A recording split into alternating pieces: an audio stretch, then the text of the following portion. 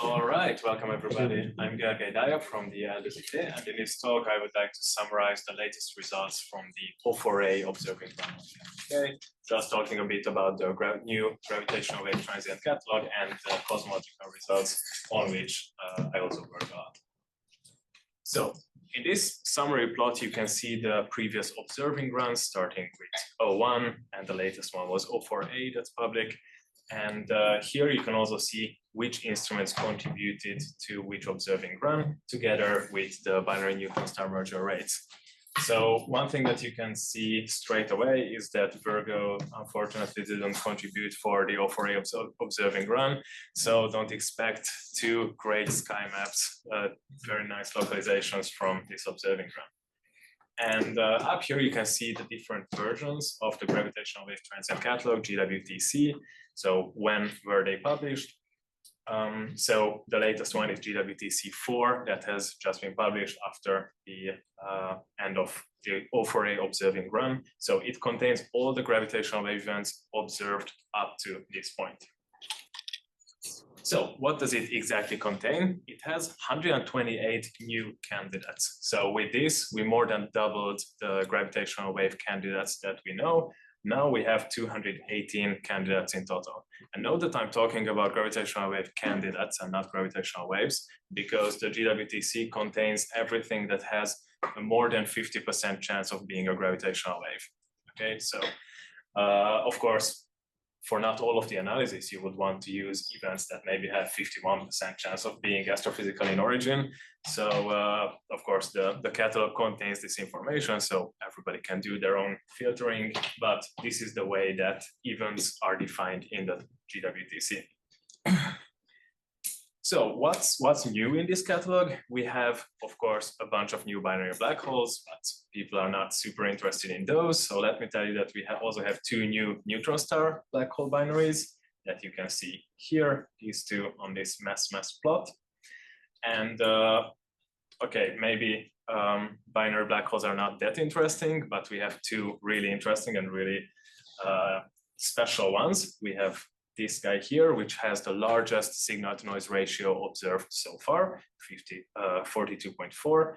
And we have this one here, which is the most massive binary black hole observed so far. Here, the total mass was above 200 solar masses.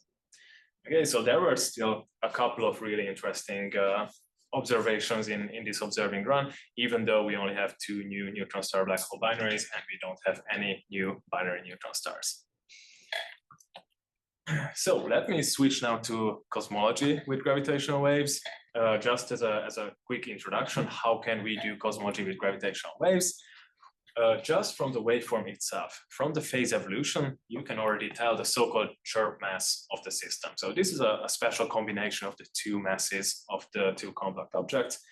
And then just from the amplitude of the signal, you can tell the ratio of the chirp mass and the luminosity distance. So using just these two pieces of information, you can tell the luminosity distance of the source totally independently of the cosmic distance ladder. So that's why we call these events, these compact binary coalescences, standard sirens. Now, how do we do cosmology with standard sirens? So just from the gravitational wave, as I mentioned, you have an estimate on the luminosity distance of the source.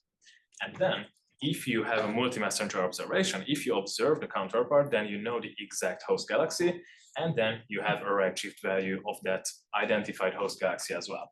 Combining these two, you will get a nice estimate on the Hubble constant. Well, this is a great method, but the problem with it is that we only have one single multi-messenger event so far with gravitational waves, so we can use this method for GW170817, and we get very nice constraints. So far, so good. But we want to use some of the other events as well, of course. In that case, we have to revert back to the so-called dark siren method, where we don't have a counterpart, so we treat all the possible host galaxies as possible counterparts. For example, let's say we have this gravitational wave observation, so from this we have an estimate on the luminosity distance. Then, let's say that it's a super well-localized gravitational wave, so we only have 5 possible host galaxies in the localization volume. Each of them have very well-measured redshifts, so we have this redshift distribution. combining these two, we get a multimodal distribution for the Hubble constant.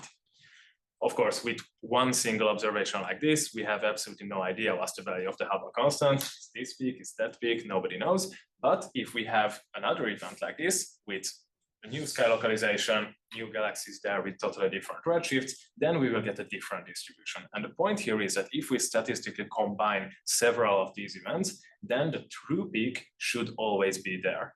So then, after observing several such events, the true peak for H0 will emerge.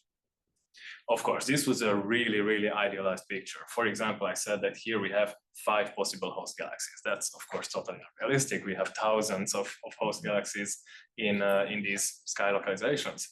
So that's one of the problems. Then we have the problem of incomplete galaxy catalogs. So we are really not sure about all of the sources that are potential hosts of these events. And the other problem is the redshifts of these galaxies. So here, again, I drew a really, really idealistic picture where you basically have a Dirac delta for the redshift of the galaxy. This is not true at all, because for most of the galaxies, we only have photometric redshifts available, which are way more inaccurate. So this is of course, just a dream that we would have such a distribution, but this is the point of the method. Finally, even if we don't have any galaxy information, we can still try to do cosmology with gravitational waves. This method is called the spectral sirens. So the point of this method is that we don't detect the source frame masses of these black holes or neutron stars. We detect the redshifted masses. Redshifted masses, which we detect, are simply 1 plus z times the source frame masses.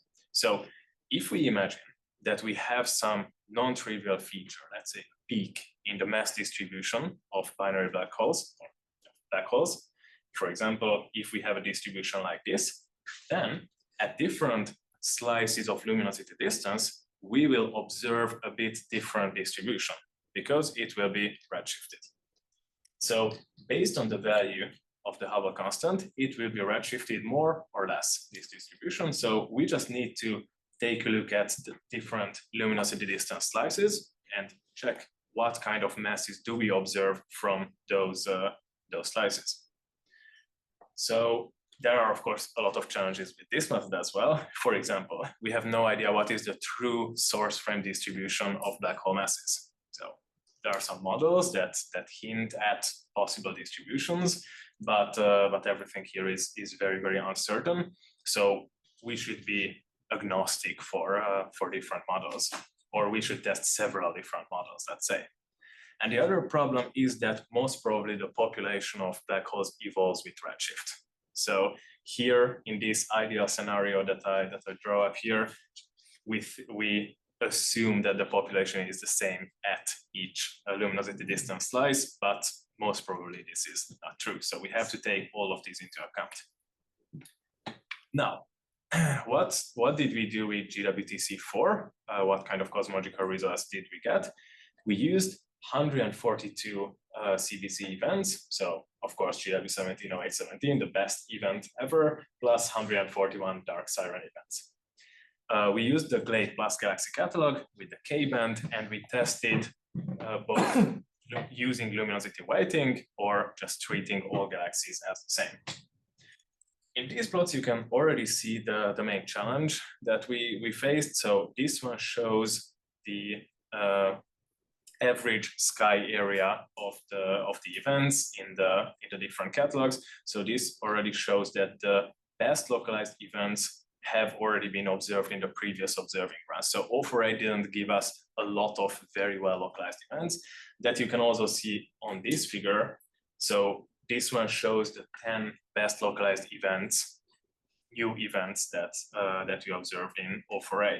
So you can see that the sky maps are huge compared to some of our previous very nice events. But we did a very big improvement in the methodology, because the statistically correct treatment of the problem is to infer jointly Hubble constant and the black hole population parameters. And so far, this has been treated totally separately in the literature. That's why people get tighter and tighter constraints, because they assumed a fixed well-known population of black holes that, of course, we have no idea about. So this is the first paper where we did a joint estimation of these. And as you can see here, we considered 3 different types of mass models. So this one is the simplest, just a power law plus Gaussian peak at a certain mass. Then we have the multi-peak, which has 2 Gaussian peaks. And then we have this full population model as well, which doesn't just model black holes, but also neutron stars. We also had 2 different pipelines, GW cosmatic or GW, just to see whether different approaches will give us the same result, to be sure that we have robust results. And here you can see the final results that we got. There is no dramatic improvement. As I said, we don't have very well localized events, unfortunately, so there is only a minor contribution. So here the yellow curve shows the result that we get just from GW170817. Then we have the blue curve, which we would get if we only consider the dark side on events, so all events without counterparts. And then we have the red curve, which shows the spectral Sidon method. So if we consider only events without counterparts and we don't even use galaxy catalogs. So we only use gravitational wave information. And combining all of these, we get the black curve. So this is the new final Hubble constant result that we have right now, the best estimate, 76.6 plus 13 minus 9.5. Okay, about the systematics. So I mentioned that we tested 3 different mass models because nobody is sure what is the true mass model describing the black holes. And in this figure, you can see that using a different mass model really has a huge impact on the final results. So in particular, I would like to raise the attention to this purple curve here, which corresponds to this power Laplace peak model. And so far in the previous analysis, this was the best model that fitted the observed black hole masses the best. But now we have more than double the amount of black holes, so we have a much larger statistic of their masses. And this plot clearly shows that using a power Laplace peak model is a very bad fit for the true distribution of black hole masses. So yeah, right now what seems to be the best fit is this full population model, where, as you can see, we have several more different kind of features in our model. So it seems like the population of black holes is quite complicated. And in this other figure, I show the impact of luminosity weighting the galaxies. So there are a lot of formation channels for both binary black holes and binary neutron stars, and we are not quite sure which ones are the most important ones at this point. So it makes sense to weight the galaxies based on some of their properties, but we are not entirely sure what would be the best weighting. That's why we tested weighting them with their infrared K-band luminosities, but we also approached it more agnostically with not weighting them at all. And you can see that the results are very similar. So to conclude, we have a new Hubble constant estimate, which is consistent with all the previous results. But the most important point here is the improved methodology. So now statistically, everything is treated correctly. And these results clearly show that we need improved galaxy catalogs for the next observing run. We need to cover higher redshifts, and we would need to have more accurate redshifts as well. So spectroscopic redshifts would be great. And as I mentioned, Virgo did not participate in the O4a observing run, unfortunately, but it did in the O4b. So stay tuned for those results, because there we have some very well localized events which will contribute to the Hubble constant much more than these ones. So thank you very much.